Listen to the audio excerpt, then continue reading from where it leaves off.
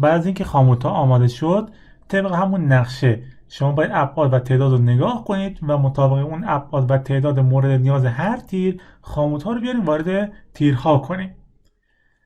توی تصویر اگه دقت کنید این دو انتهای خاموت، یکی از خماش 135، یکی خم دیگهش 90. تو اجرا بعضیا میان دوتا خم رو یا 90 میکنن، یا میان یکی 135 یکی 90 میکنن، یا هر دو رو 135 میکنن، که اصول صحیح و درستش اینه که هر دو 135 باشه، یعنی هر دو خمش به سمت داخل قرار بگیره که این خم خاموت بیاد توی هسته بتون ستون یا بتون تیر قرار بگیره. اینجوری باعث میشه مقاومتش در مقابل باز شدن این خاموت بیشتر بشه. ولی بعضی از پیمانکارها برای اینکه کارشون راحت تر بشه، یعنی بتونن راحت تر این خاموت ها رو وارد آرماتورهای تیر یا ستون کنن، میان خماشو دوتاشو 90 درجه میکنن یا یکیشو 90 درجه میکنن، که شما باید تاکید کنید هر دو خمش 135 باشه. حالا میایم یکی یکی خاموت ها رو از همون قسمتی که قلاب بود باز میکنیم و وارد مینیگر تیر میکنیم. تعدادشون هم بر اساس تعداد نقشه است، یعنی مثلا اگه این تیر 100 عدد خاموت نیاز داره، ما 100 عدد به همین صورت باز میکنیم و وارد این تیر میکنیم. روی یک از مینیگرها مثل این مینیگر اولی که اینجا میبینید، فاصله خاموت ها از همدیگه رو با یک گچ سفید علامت گذاری میکنیم. بعد میایم خاموت ها رو طبق اندازه گذاری که کردیم اینا رو میچینیم. نکته دیگه که شما باید توجه کنید اینه که خم خاموت ها باید در قسمت بالای تیر قرار بگیره، چون قسمت بالای تیر فشاریه و قسمت پایین تیر کششیه و این کمک میکنه که مقاومت خاموت در مقابل باز شدن قلابش بیشتر بشه. پس ما میایم خم خاموت ها رو در قسمت بالای تیر قرار میدیم، نه قسمت پایین تیر. نکته بعدش اینه که اینا یکی در میون قرار بگیرن. اگه توجه کنید توی این عکس، این یکی قلابش اینجاست، بعدی میاد اینجا، دوباره بعدی میاد اینجا و بعدی میاد اینجا، یعنی یکی در میون چپ و راست میشه این خم انتهایی خاموت ها. تو این تصویر هم میبینید که هر دو تا خم 135 درجه و به سمت داخل هستن. توی نقشه اگه بیایم توی قسمت نقشه اتصال تیر به ستون و جزئیات رو نگاه کنیم، اینجا نکته‌ای که بهمون میگه الان اینا آرماتورهای ستون هستن و اینا آرماتور تیری که اومده داخل ستون. در محل تقاطع تیر به ستون این سه تا خاموتی که اینجا شما میبینید باید حتما اجرا بشه و این نکته خیلی مهمی توی اجرای آرماتورهای تیر و ستونه. یعنی آرماتور تیر که اینجا اومده بالا و آرماتورهای پایین، بین آرماتور بالا و آرماتور پایین حتما 3 عدد خاموت داخل مینیگردهای ستون قرار میگیرن و این 3 تا خاموت باید اجرا بشه. چون یک مقدار اجرای سخت تره و گذاشتنش اونجا مشکل تره، بعضی از پیمانکارا یا بعضی از نیروهای فنی ترجیح میدن این کار رو انجام ندن، ولی همین 3 عدد خاموت بسیار مهمه و حتما باید اجرا بشه. این خاموت اولیه تیر هم حتما 5 سانتی متر از بر ستون اجرا میشه، این فاصله نباید بیشتر بشه. پس تو این مرحله میایم خاموت ها رو یکی یکی وارد قسمت آرماتور تیرهامون میکنیم.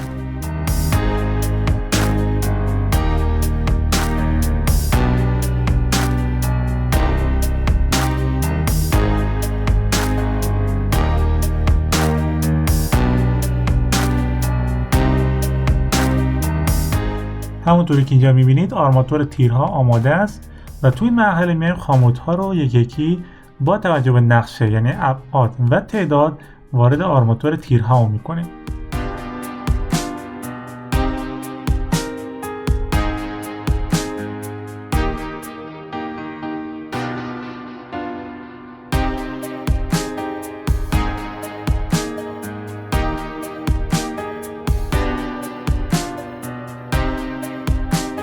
خم خاموت ها بالا قرار میگیره و یکی در میون چپ و راست میشه.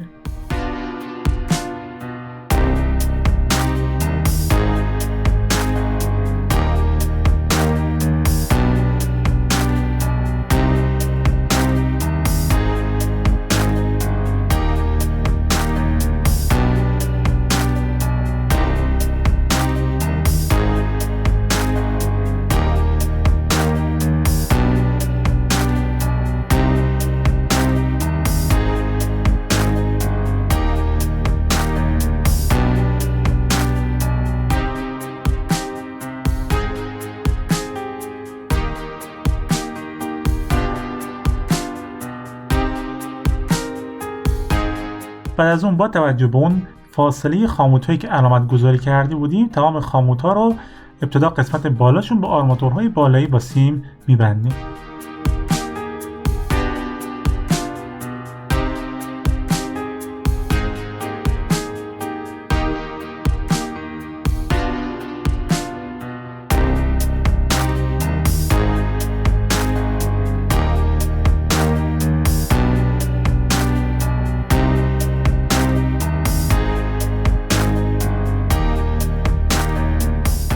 باید کاملا دقت کنیم که این خاموت‌ها کاملا عمود باشن، یعنی به صورت اوریب بسته نشن. همونطوری که میدونید خاموت قرار نیروی برشی تیرها رو تحمل کنه.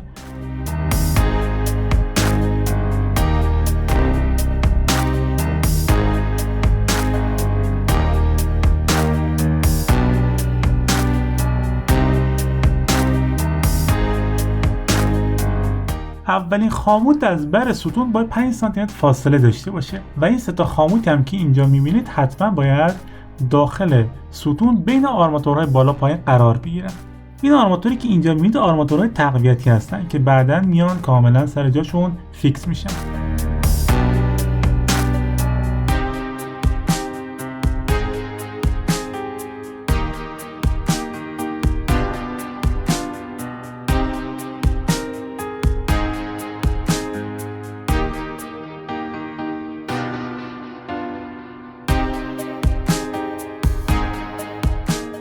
همونطوری که اینجا هم میبینید موقع نظارت دقت کنید باید این خمها در قسمت بالای تیر و یکی در میون چپ و راست بشن.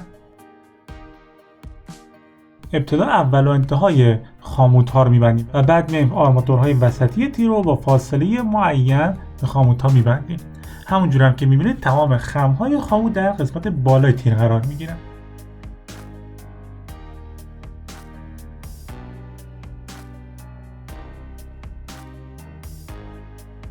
اینجا می‌بینید که آرماتورهای تقویتی هم همزمان با آرماتورهای طولی داخل آرماتور تیر قرار میگیرن و بعد خاموت‌ها بسته میشه. چون بعد از بستن خاموت‌ها گذاشتن آرماتورهای تقویتی بلند یه مقدار سخته.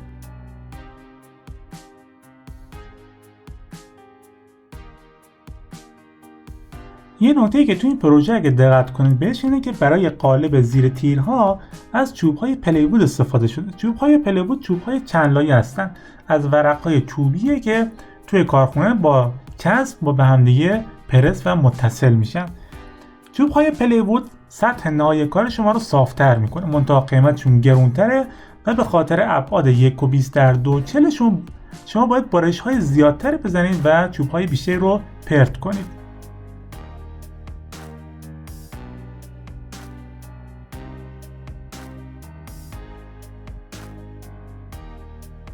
بعد از اینکه خاموت‌ها تماما انجام شد و اگه سنجاقی هم داشت سنجاقی رو بستیم، دیگه باید اون آرماتورهای موقتی که گذاشته بودیم که بتونیم آرماتورهای تیر رو ببندیم برداریم و تیرها رو بخوابونیم روی کفی‌ها در اصطلاح. منتها برای خوابوندن تیرها روی کفی نیازه که پایین تیر اسپیسر قرار بدیم که اسپیسرها معمولا مطابق نقشه اسپیسرهای 5 سانتی هستن.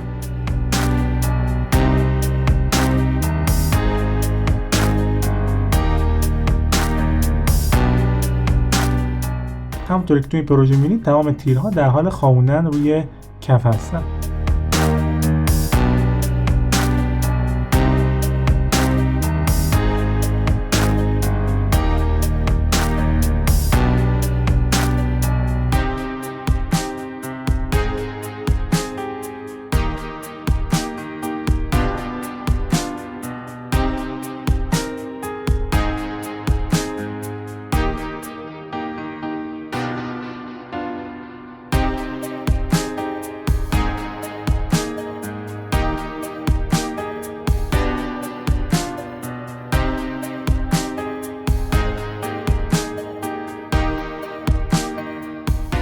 این آرماتوری که اینجا بسته بودیم آرماتور موقتی بود که بتونیم تیرها روش ببندیم.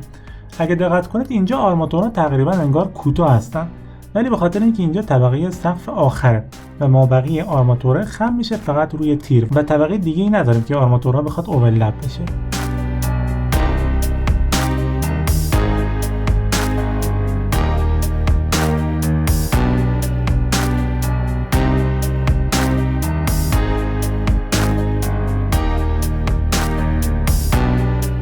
اینجا هم اسپیسرهای پایین تیره که اسپیسرهای 5 سانتی هستن. یکی از اشتباهاتی هم که تو این پروژه الان شما دارید می‌بینید همین خم 90 درجه خاموت‌ها هستن که خمشون باید حتما 135 درجه باشه. البته اگه این اشکال رو دیدید روی کار برای آرماتورهای 10 میشه با همون انبار دستی خما رو به سمت داخل بیشتر خم کرد و به خم 135 درجه تبدیلشون کرد.